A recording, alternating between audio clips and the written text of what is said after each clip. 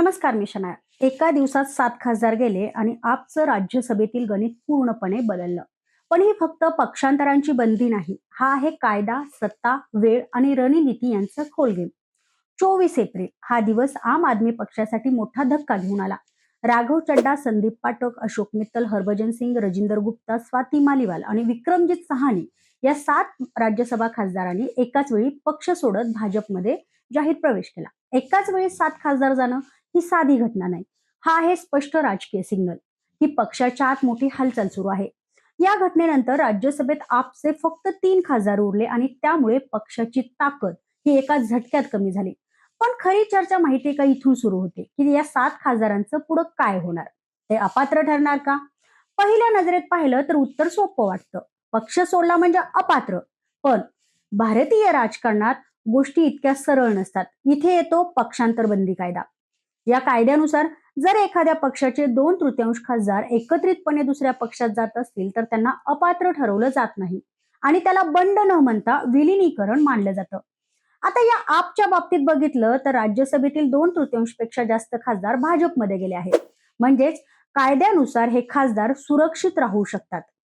याच मुद्द्यावर जे तज्ज्ञ आहेत चंद्रू रॉय सांगतात की मागील घटनांचा जर विचार केला तर या 7 खासदारांवर अपात्रतेची कारवाई होण्याची शक्यता खूपच कमी आहे.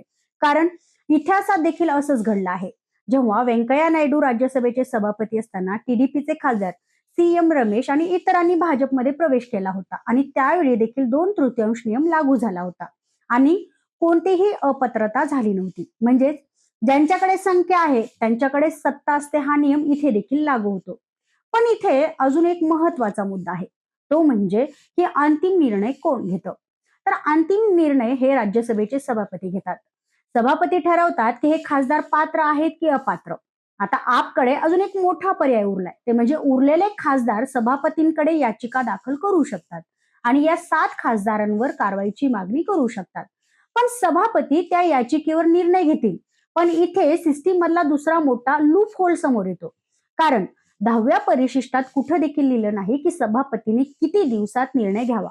म्हणजेच निर्णय हा लांबवला जाऊ शकतो आणि तोपर्यंत हे खासदार त्यांच्या पदावर कायम राहू शकतात. याचाच अर्थ की राजकारणात वेळ ही सुद्धा एक मोठी ताकद असते. आता एक वेगळी परिस्थितीचा देखील विचार करूया. जर हे 7 खासदार 2/3 पेक्षा कमी असते तर काय झालं असतं. तर त्यांच्यावर सरळ अपात्रतेची कारवाई झाली असती. त्यांची सदस्यता धोक्यात आली असती आणि त्यांना पुन्हा निवडणूक लढवावी लागली असती. म्हणजेच 2/3 हा आकडा फक्त गणित नाही तर तो संपूर्ण खेळाचा नियम आहे. आता थोडं जरा इतिहासाकडे वळूया. 1985 मध्ये 52वी घटना दुरुस्ती झाली आणि 10वं परिशिष्ट लागू करण्यात आलं.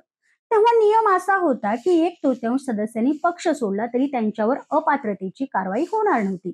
यामुळे पक्षांतर खूप वाढलं आणि राजकारणात अस्थिरता निर्माण झाली. त्यामुळे 2003 मध्ये 91वी घटना दुरुस्ती करण्यात आली आणि नियम अगदी कडक करण्यात आला की 1/3 ऐवजी 2/3 असा बदल करण्यात आला. म्हणजे आता फक्त मोठ्या गटाला संरक्षण मिळू शकतं. आता या सगळ्या घटनेचा राजकीय अर्थ समजून घेणं महत्वाचं आहे. एकाच वेळी 7 खासदार जाणं हा योगायोग नाही, ही एक नियोजनबद्ध चाल असू शकते. कारण असं केल्याने कायद्याच्या चौकटीत राहून पक्ष बदलता येतो, अपात्रता टाळता येते आणि राजकीय फायदा देखील मिळवता येतो. याचा सर्वात मोठा फटका बसतो तो म्हणजे मूळ पक्षाला, म्हणजे आपला. आपसाठी ही मोठी सेटबॅक आहे कारण राज्यसभेत त्यांची ताकद कमी झालीय, त्यांचा प्रभाव कमी झालाय आणि निर्णयांवर त्यांची पकड कमी झालीय. तर दुसरीकडे पाहिलं तर विरोधकांसाठी हा मोठा ऍडव्हान्टेज आहे. पण अजून एक मुद्दा लक्षात घेण्यासारखा आहे ते म्हणजे हे खासदार भाजपमध्ये गेले असले तरी त्यांना आपचं पक्षचिन्ह मिळणार नाही. कारण पक्ष बदलला की ओळख बदलते. आता पुढे काय होऊ शकतं तर सभापतींकडे याचिका जाईल, निर्णय येईल, पण तो कधी येईल हे देखील निश्चित नाही आणि त्यानंतर हे प्रकरण सर्वोच्च न्यायालयात जाऊ शकतं. म्हणजे ही स्टोरी अजून देखील संपलेली नाही बरं का. ती पुढे जाऊन मोठी होऊ शकते.